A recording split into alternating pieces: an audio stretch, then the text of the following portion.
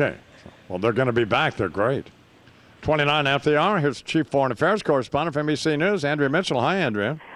Friends in Pennsylvania. Did you know remember the New York Yankees AAA Farm Club used to be in Columbus, Ohio? My friend Cordero, Commissioner Cordero there from Pennsylvania.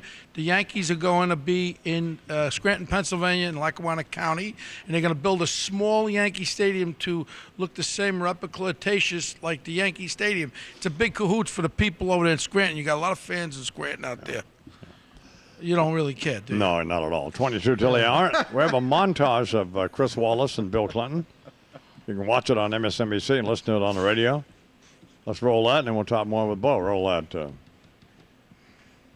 you think you did enough, sir? No, because I didn't get him. Right. But at least I tried. That's the difference in me and some, including all the right-wingers that are attacking me now. They ridicule me for trying. They had 8 months to try. They did not try. I tried. So I tried and failed. You did Fox's bidding on this show. You did your nice little conservative hit job on me. What I want to know is... I'm asking a question. You don't think that's a legitimate question? No, it was a perfectly legitimate question, but I want to know how many people in the Bush administration you asked this question of. I want to know how many people in the Bush administration you asked, why didn't you do anything about the coal? I want to know how many people you asked, why did you fire Dick Clark?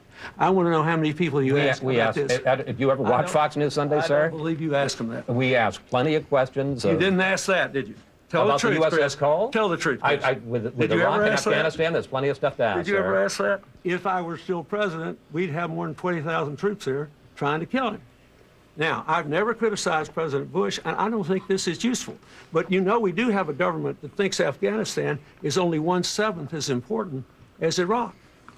And you asked me about terror and al-Qaeda with that sort of dismissive thing, when all you have to do is read Richard Clark's book to look at what we did in a comprehensive, systematic way to try to protect the country against terror. And you got that little smirk on your face, and you think you're so clever. I had responsibility for trying to protect this country. I tried, and I failed to get bin Laden. I regret it, but I did try. And I did everything I thought I responsibly could. Mr. President, thank you for one of the more unusual interviews. Thanks. I'm sorry. He was just... Oh, my God. Punk. What I liked about him was, come on, tell the truth, Chris. I mean, he just might as well could have been in a bar. Do you think he would have tapped Brian Williams' notebook in his lap if he was sitting across from him? Yeah, it was a little disrespectful, yeah. Absolutely. Chris Wallace should have smacked him and said, get your hands out of my crotch. If Chris had any balsitations, he would have said, just keep your hands to yourself there, Powder Puff. Well, then he went on Meet the Press. I guess these were all taped last Friday with Tim Russert, and... that was gay pornography. That's what that was. Yeah, that was like my interview with Cheney. I mean, that was just kissy face time there. At least Wallace asked the tough question, but then he got intimidated. Yeah.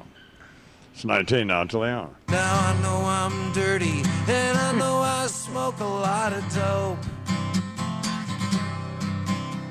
But it ain't like I'm going on TV and tearing out pictures of the Pope.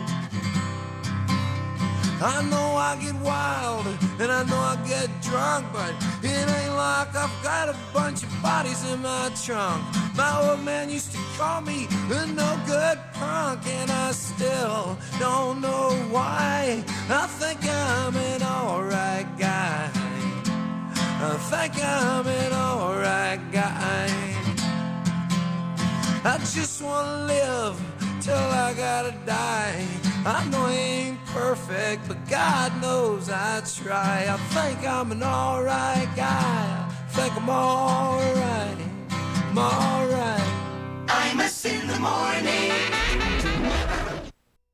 A decent kid, this kid, Tom Kane Jr.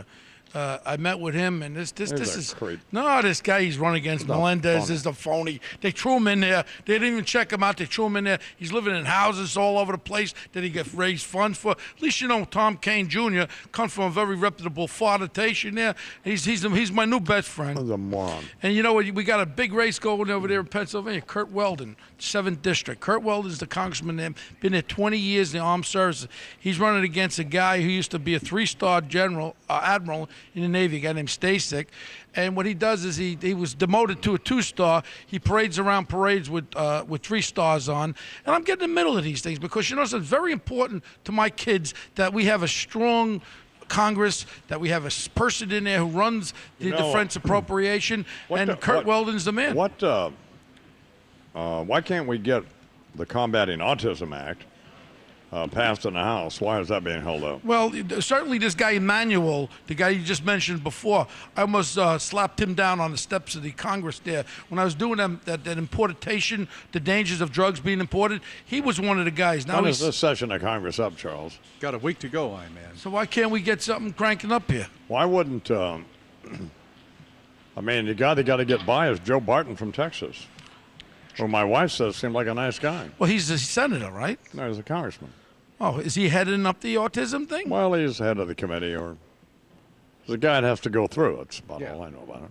Is that for federal funding for autism, Don? Oh, they pass it in the Senate. Well, yes, it is. It's What's the problem? What's the problem? Twice as many kids a year are diagnosed with autism as with cancer. Twice as many. 1 out of every 160 now, down from 1 out of 5,000 10 years ago. There's something that's going on here. And you know what?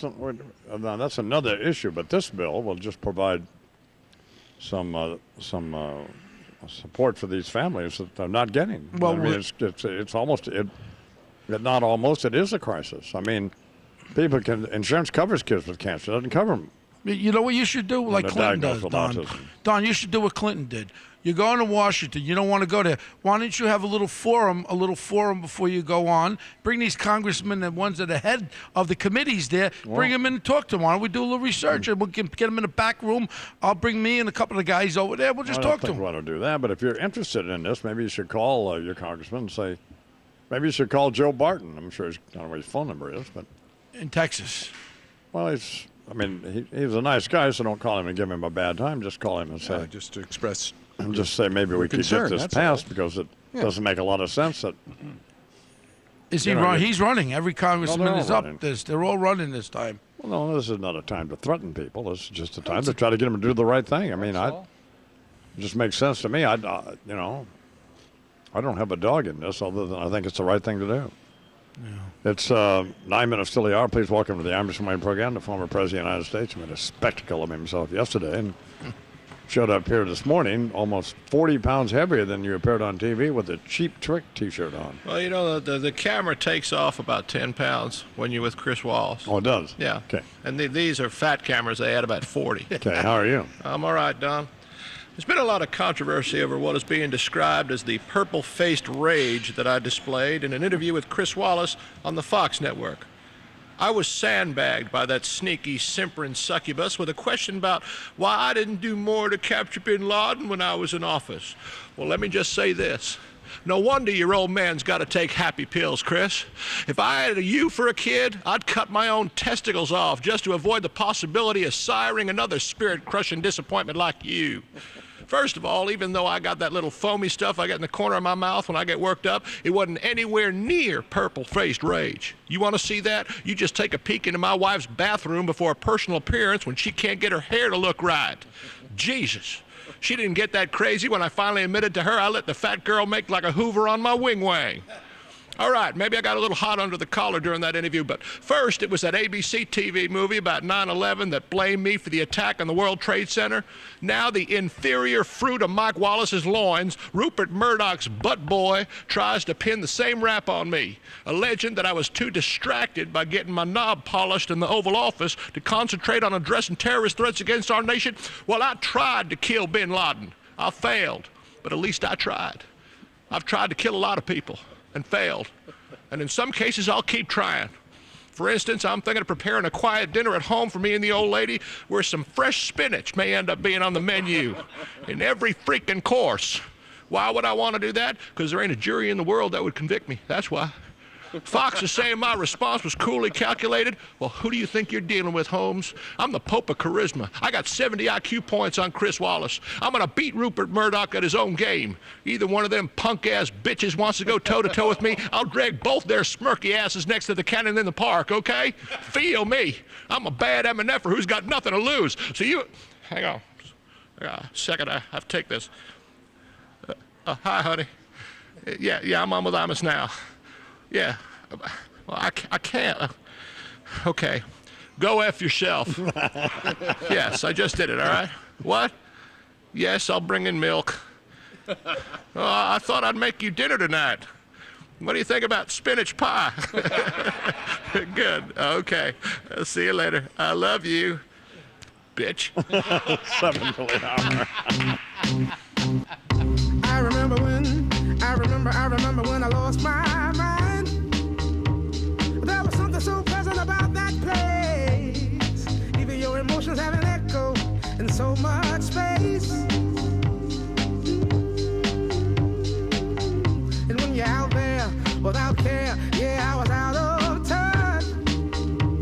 But it wasn't because I didn't know enough. I just knew too much. Does that make me crazy? Does that make me crazy? Does that make me crazy? Possibly. Imus in the morning. September 6th.